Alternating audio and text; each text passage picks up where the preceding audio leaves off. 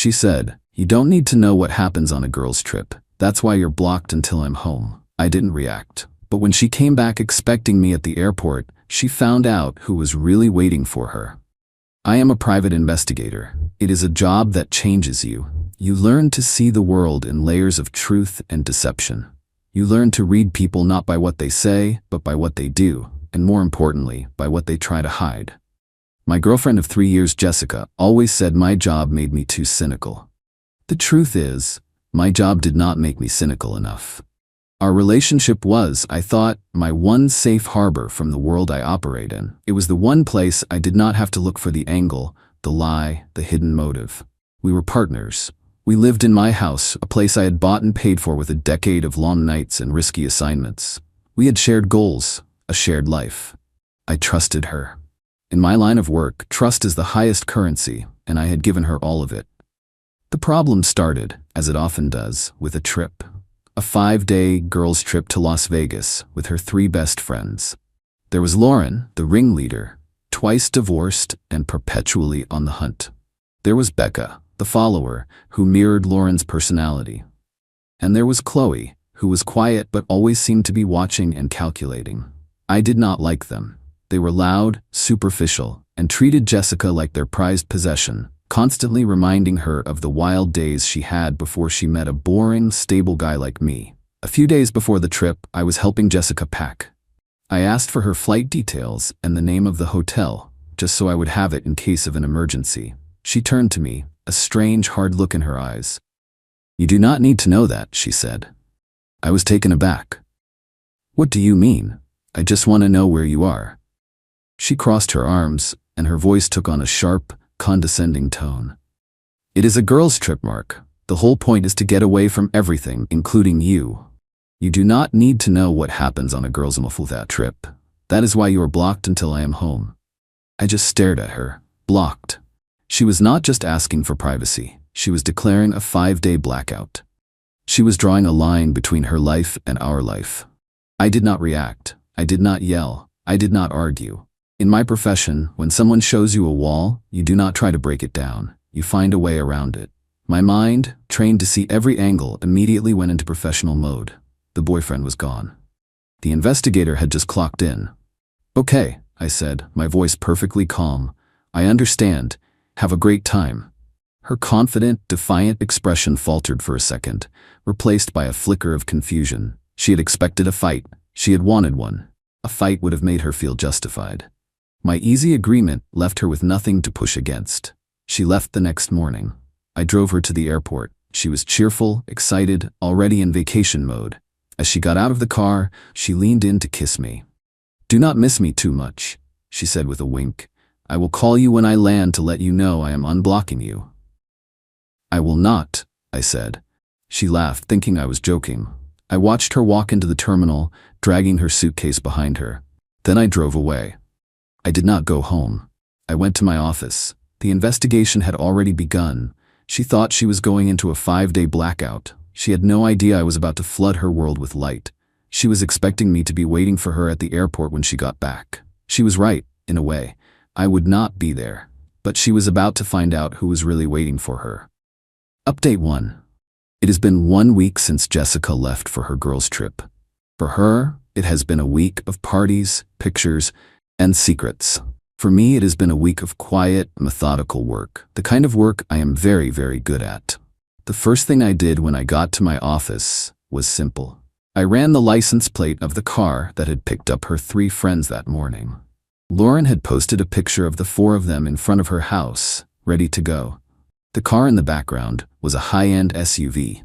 The plate came back registered to a man named Adam Cole. A quick search revealed that Adam Cole was a senior partner at a major investment firm in the city. He was also married, with 2 young children. Interesting. Jessica had told me they were flying on a budget airline. A little digging into flight manifests for Las Vegas that day told a different story.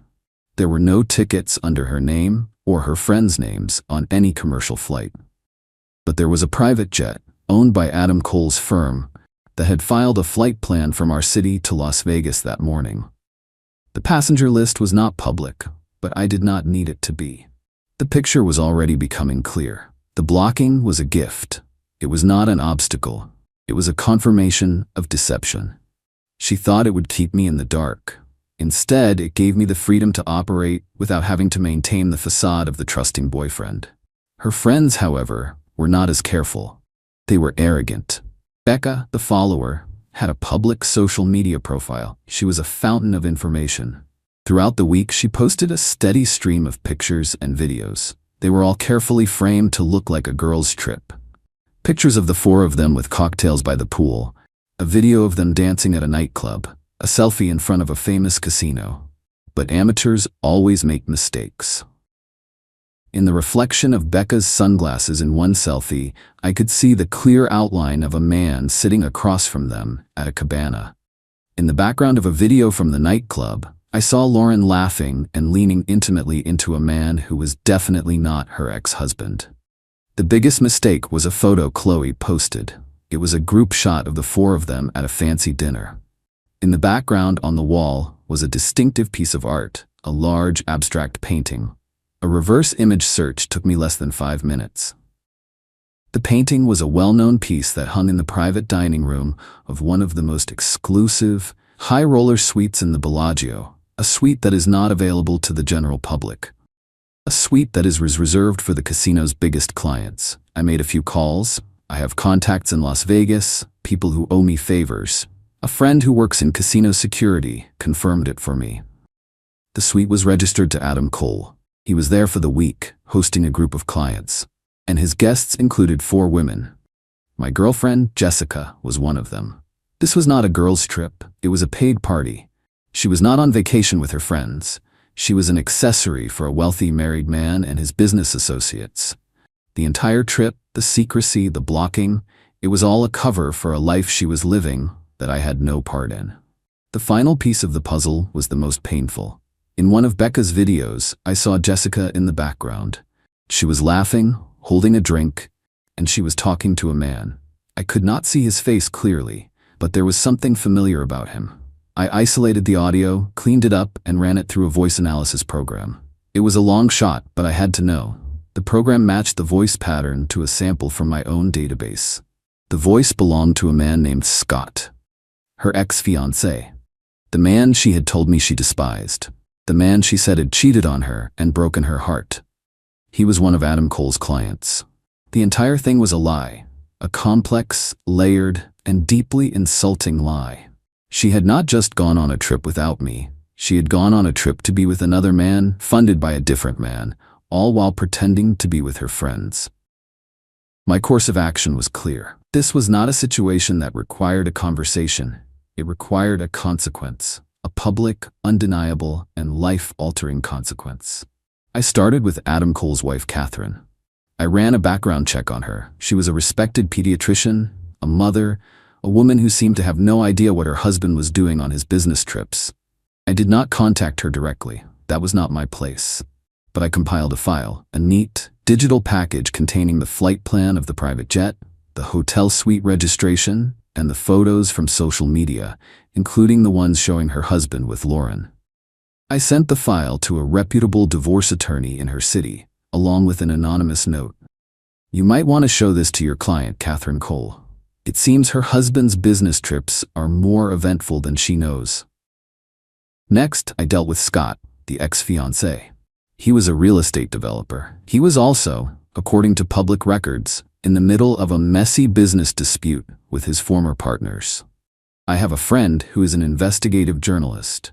I sent him an anonymous tip about a real estate developer who funds his lavish lifestyle and his trips to Las Vegas with other people's money. I included Scott's name and some details about his business dealings that were not hard to find if you knew where to look. Finally, I prepared for Jessica's return. She was due to land on Sunday afternoon. She had texted me from a friend's phone a few days ago, a brief, cheerful message. Having so much fun, can't wait to see you. Pick me up at 3 p.m. on Sunday. I will unblock you when I am on the plane. I replied with a simple, okay. She was expecting me. She was expecting a hug, a kiss, and a quiet drive home where she would tell me a series of carefully edited stories about her trip. She had no idea what was actually waiting for her. I found the one person who had more of a right to be at that airport than I did. It took me 2 days of solid work, but I found her. The live-in girlfriend of Scott, the ex-fiancé. Her name is Emily. She is a school teacher, and she had no idea her boyfriend was in Las Vegas.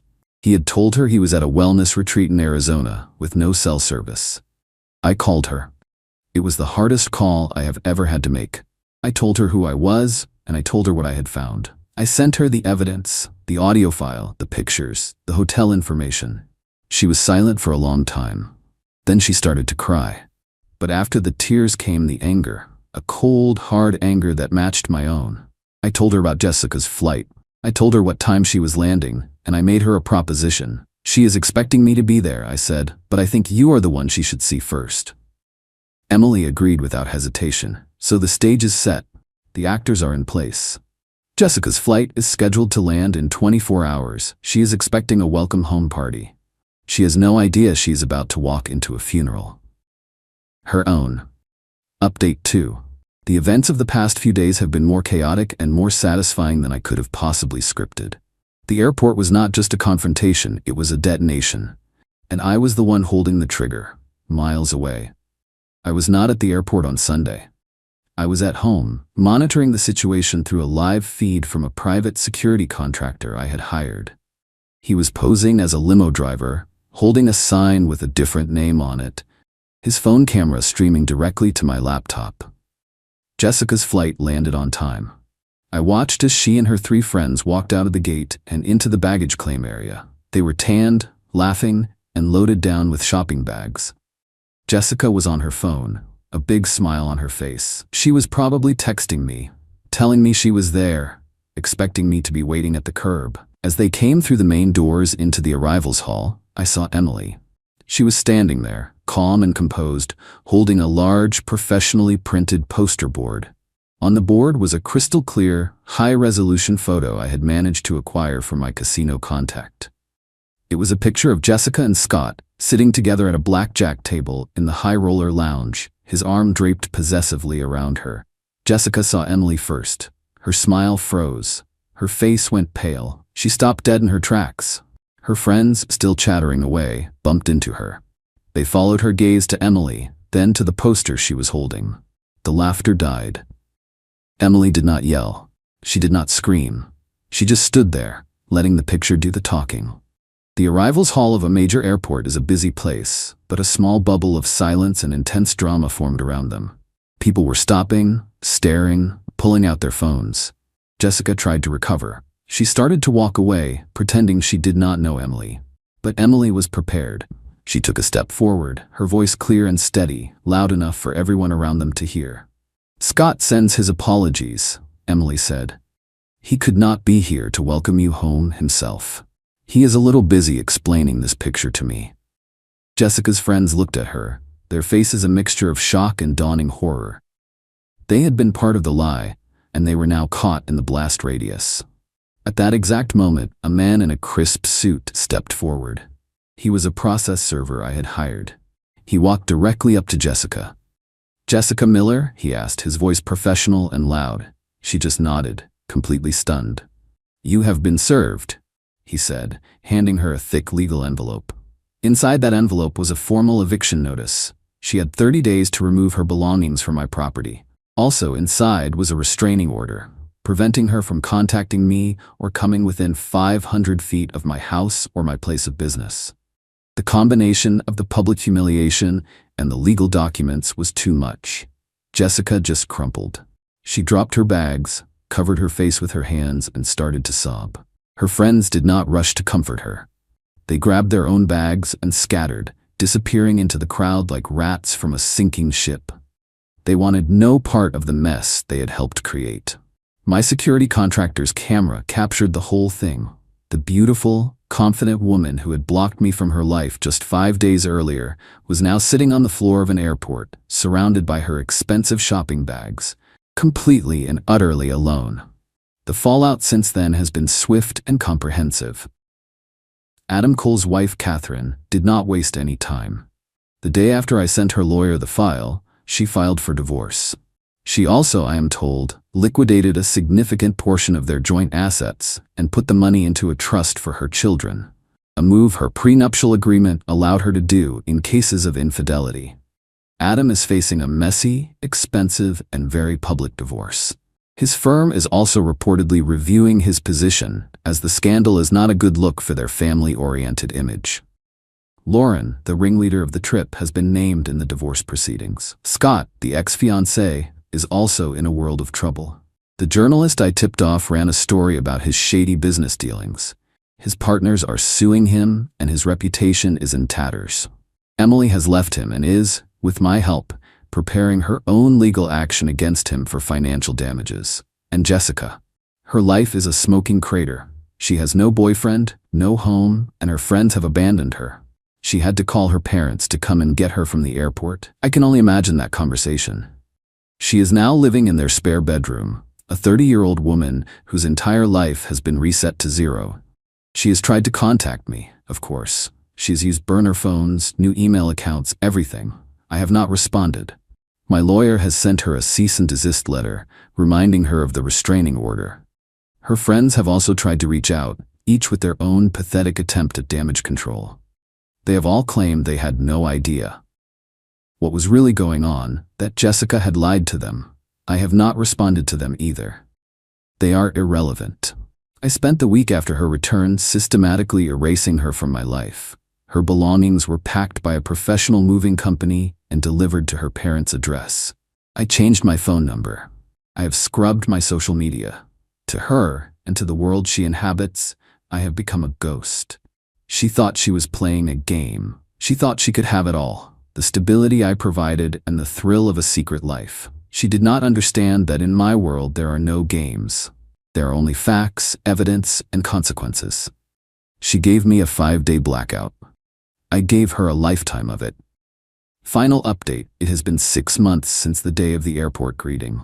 The dust has not just settled, it has been swept away, leaving behind a clean slate. I am writing this final update not to gloat, but to close the book on this chapter of my life and to detail the final, quiet consequences of a series of very loud mistakes. My life has moved on in a way I did not expect. After the initial satisfaction of the revenge wore off, I was left with a sense of emptiness. I had won, but the victory felt hollow. I had spent so much of my life looking for the deception in others that I had forgotten how to look for the good. The person who helped me change that was Emily, Scott's ex-girlfriend. We stayed in touch after the airport incident. We were two people who had been betrayed by the same lie, and we found a strange sort of comfort in that shared experience. We started having coffee, then dinner. We talked about everything except what had happened. We talked about our jobs, our families, our dreams. I discovered a woman who was kind, funny, and incredibly strong. We are dating now. It is slow, it is careful, and it is built on a foundation of absolute honesty. It is the realest thing in my life. The lives of the people who caused so much chaos, however, have found their own fitting conclusions. Adam Cole's divorce was finalized. It was brutal. Catherine, armed with the evidence I provided, took him for everything she was legally entitled to. He lost his house, a significant portion of his fortune, and his position at the investment firm. His reputation is destroyed. Lauren, who was named in the divorce, has become a social outcast. The wealthy men she used to associate with now see her as a liability. Scott's legal troubles have only deepened. The article about his business practices triggered an official investigation. He is facing multiple lawsuits and the potential for criminal charges. He has lost everything. And Jessica. Her story is the quietest and, in some ways, the saddest. After months of living with her parents, she finally got a new job and moved into a small apartment. She is starting over, but she is doing it alone. Her friends never came back. Her reputation never recovered. I received one final communication from her about 2 months ago. It was a letter, forwarded to me by my lawyer. It was a long, handwritten apology. She did not make excuses. She did not ask for a second chance. She just owned it. She wrote that the public humiliation at the airport was the worst day of her life. But it was also the day she finally saw herself for who she was. A person who valued the attention of others more than the love of one. She wrote that she was in therapy. and that she hoped one day to become someone she could be proud of. She ended the letter by saying that she did not expect forgiveness, but that she was truly sorry for the pain she had caused me. I read the letter, and for the first time I did not feel anger or satisfaction. I just felt a sense of closure. I believe her apology was genuine, but I also believe that some things once broken cannot be put back together. My revenge was not just about exposing a lie. It was about forcing a group of people who lived in a world of illusion to face a moment of undeniable truth. The airport was a stage, and on that stage, they were all forced to take off their masks. What was left was not pretty. I do not think about them anymore. My life is full. I have a partner I trust, a business I am proud of, and a sense of peace I have not felt in years. I still see the world in layers, but now I am better at seeing the good along with the bad. Jessica thought she could block me out for 5 days. She did not realize that in doing so, she was giving me the space to build a new firewall, one that would protect my life from her kind of chaos forever. And behind that wall, everything is quiet, everything is safe, and everything is real.